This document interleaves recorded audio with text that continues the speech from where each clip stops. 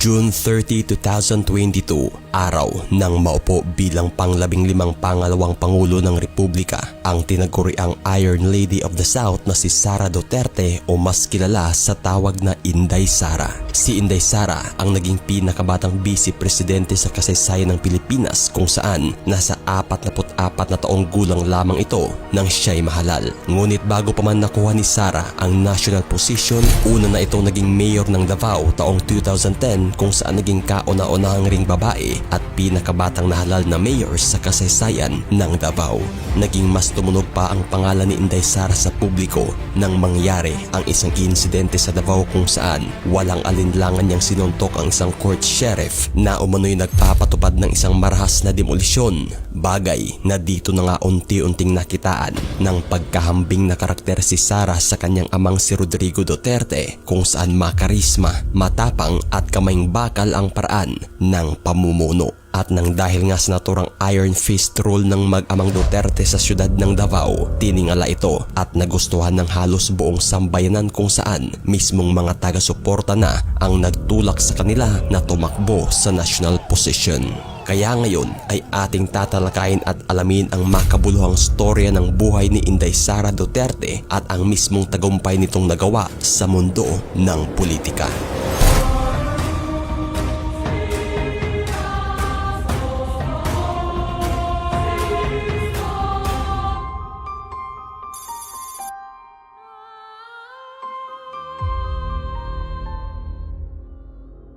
Sara Zimmerman Duterte Carpio o mas kilala sa tawag na Inday Sara, pangalawa sa 3 anak ng mag-asawang sina dating Pangulong Rodrigo Duterte at Elizabeth Zimmerman Duterte na isang guro at flight attendant. Ipinanganak si Sara noong May 31, 1978 sa lungsod ng Davao kung saan may 2 kapatid ito sa parehong magulang na sina Paulo Duterte, nakatatandang kapatid, at Sebastian Duterte, kababatang kapatid.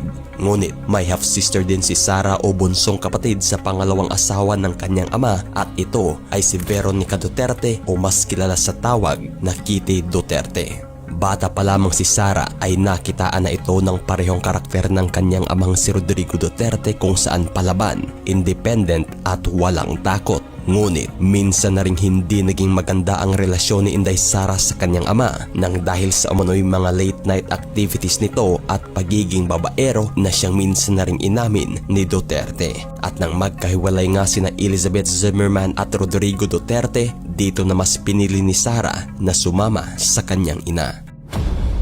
Bagay na minsan nang sinabi ni Inday Sara na ang relasyon niya sa kanyang ama ay not very close o hindi sila gaanong malapit sa isa't isa. Ngunit sa likod ng tila love-hate relationship ng mag-ama, tinuring pa rin ni Rodrigo Duterte si Inday Sara bilang pinakapaboritong anak. Si Inday Sara ay nag-aral sa San Pedro College sa Davao kung saan nagtapos ito sa kursong BS Respiratory Therapy taong 1999. Ngunit kumuha ng pag-aabogasya si Sara sa San Beda College na kalaunan ay lumipat at nagtapos sa San Sebastian College sa Recoletos taong 2005. Bagay na sa parehong taon 2005 kaagading nakapasa si Sara sa Philippine Bar Examination. At nang maging ganap ng abogada si Sara, nagtrabaho ito bilang court attorney sa opisina ni Supreme Court Associate Justice Romeo Callejo Sr. October 27 taong 2007, araw ng ikasal si Inday Sara sa kanyang partner na si Manases Mans Carpio na kapwa abogado rin na galing sa mga kilalang angkan sa Davao. Nabiyayaan ang mag-asawa ng 3 anak na kinilalang sina Lucas na may palayaw na Stingray, isang adopted daughter na si Michaela Maria na palayaw ay Sharky, at ang kanilang bunso na tanging nakasurvive sa sanay triplets na pinangalan ng Marco Digong na ang palayaw ay Stonefish. Bago pa man pumasok si Inday Sara sa mundo ng politika, mismong ang ama na nitong si Rodrigo Duterte ang talagang nagpigil sa kanya na hanggat maari ay wag nang pasukin ang magulong kalakaran ng politika sa bansa. Bagay na siyang mas una ring ginusto ni Inday Sara nang dahil pangarap lamang talaga niya ay ang maging isang successful pediatrician at hindi ang pagpasok sa politika. Ngunit buwan ng Disyembre taong 2006, isang pahayag ang binitawan ni Duterte kung saan gumulat sa karamihan. Inanunsyo nito na ang magiging running mate niya sa 2007 mayoral election ay walang iba kundi ang kanyang anak na si Inday Sara. At sa mismong paghatol nga ng taong bayan, wagi sa posisyong pagka-vice alkalde si Inday Sara na may humigit kumulang 300,000 boto. Sa naturang pag-upo ni Inday Sara, kaagad siyang naging regional officer of the National Movement of the Young Legislators mula taong 2007 hanggang 2010. At sa panunungkulan ni Sara bilang vice alkalde, dito na rin niya unang kinuha si Atty. Zulaika T. Lopez bilang staff member ng city government sa posisyong City Council Secretary.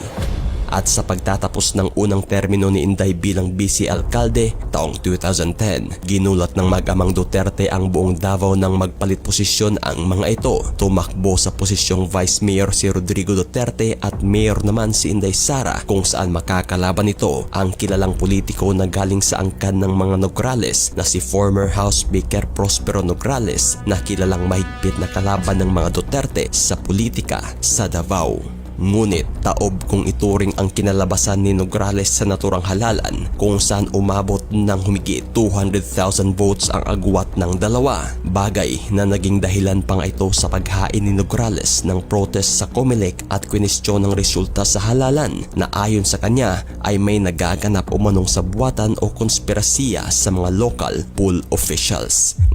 Ngunit ang naturang paratang na ito ay ibinasura lang din ng Korte kalaunan ng dahil sa kawalan ng ebidensya. Sa unang termino ni Mayor Inday Sara ay nagsilbi itong opisyalis ng National Executive Board of the League sa Pilipinas. December 2 taong 2010 naman nang i-appoint siya ni Pangulong Noynoy Aquino bilang chairperson of the Regional Development Council Region 11, bagay na naging kauna-unahang babae si Inday Sara na humawak sa naturang posisyon at kauna-unahang appointee na galing sa sektor ng gobyerno mula nang mareorganisa muli ang konseho taong 1986. At bilang tagapangulo, kaagad na tumaas ang gross regional domestic product ng Davao Region na mula 3.9% taong 2011, umangat ito sa 7.1% taong 2012.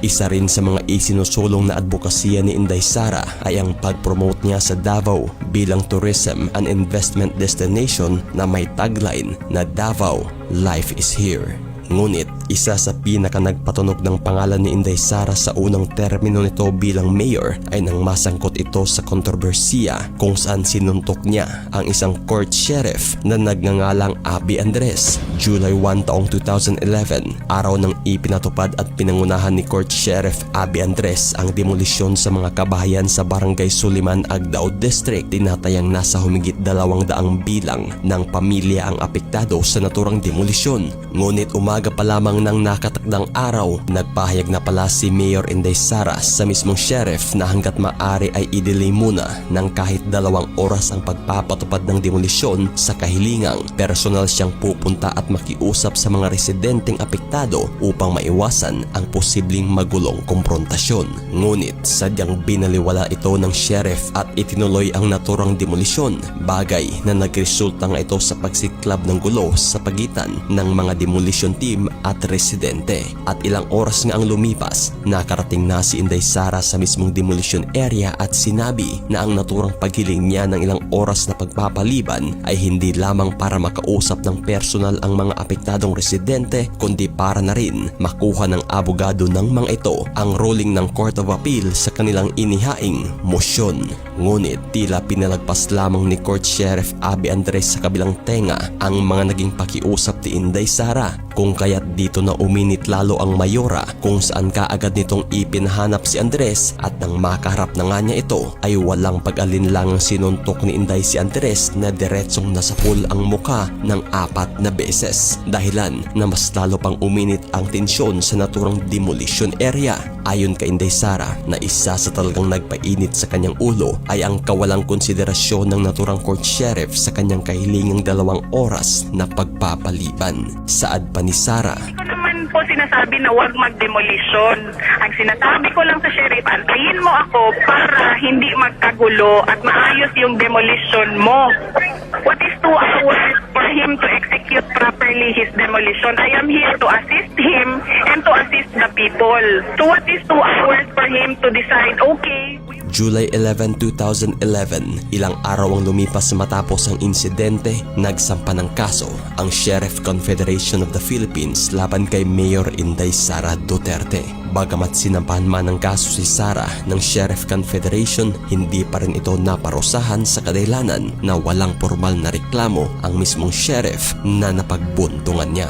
At matapos nga ang halos 1 taon nang mangyari ang insidente, nagpahayag si Inday Sara ng paumanhin o public apology kay Sheriff Abby Andres at sa pamilya nito. Matapos ang unang termino ni Inday sa pagkaalkalde ng Davao taong 2013 ay nagpahayag itong hindi na muna papasok sa politika, kung saan tinanggihan na rin niya ang alok ng mismong ama na tumakbo bilang representative ng unang distrito ng Davao. At sa loob ng 3 taong pamamahinga ni Inday Sara sa politika ay mas nabigyan nito ng sapat na oras ang pamilya, lalo na ang kanyang mga anak. Ngunit matapos ang 3 taon 2016, muling nagpahayag si Sara na tumakbo muli sa pagka-mayor, kung saan papalit ito sa kanyang amang si Rodrigo Duterte na ng mga panahong iyon ay kumandidatong pangulo ng bansa. Bagay na talagang nagwagi ang mag-amang Duterte sa bawat posisyong kanilang tinakbuhan. February 23 taong 2018 nang bumuo ng sariling regional party si Mayor Inday Sara na pinangalan ng Hugpong ng Pagbabago na kalaunay July 4 taong 2018 inaprobahan ito. Taong 2019 nang muling ma-re-elect si Inday Sara sa pagka-mayor na talagang makikita ang naturang kagalingan nito sa pagseserbisyo sa kanyang mga kababayan na umani lang naman ng 93% approval rating sa naturang independent survey ng RP Mission and Development Foundation, kung saan nalagpasan nito ang pinakamataas na approval rating ng kanyang ama bilang mayor na nasa 86% lamang.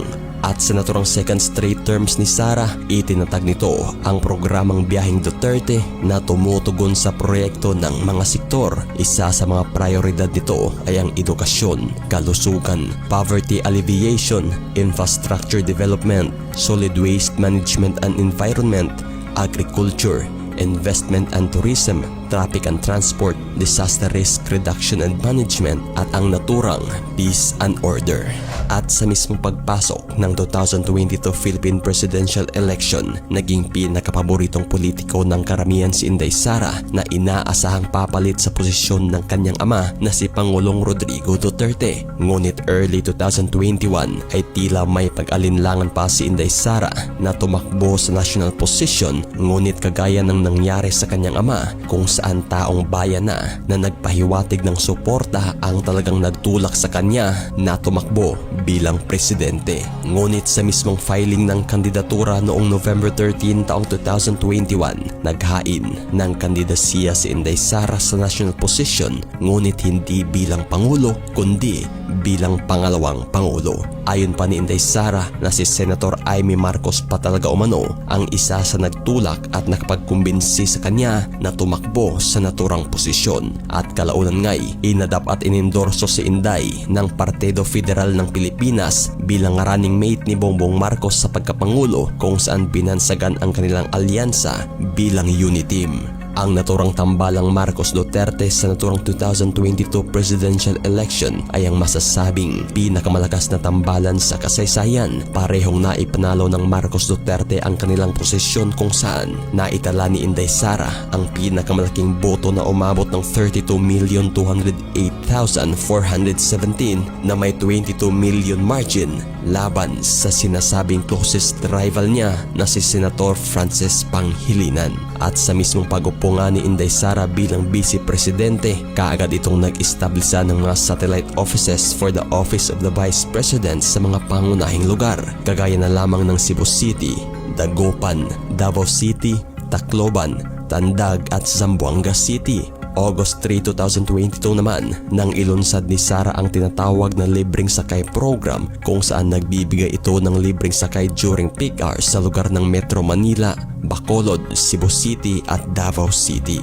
October 9 taong 2022 naman nang inilunsad ni Sara ang tinatawag na kalusugan food trucks sa mga piling lugar sa bansa. Ito'y upang tugunan ang malnutrisyon sa mga batang mag-aaral. At mula nga July taong 2022 hanggang October taong 2023, ang mismong Office of the Vice President ay nakapagbigay na ng 1.2 billion worth of medical assistance sa 106,958 beneficiaries. Nakapagbigay rin ito ng 130.3 million pesos na halaga ng tulong sa 22,470 beneficiaries sa ilalim ng Burial Assistance Program. Sa mismong libreng sakay program ng OVP ay nakapagserbisyo na rin ito sa 523,263 commuters sa Metro Manila, 89,000 commuters sa Bacolod, 60,000 commuters sa Davao City at nasa halos 100,000 commuters na sa Cebu City.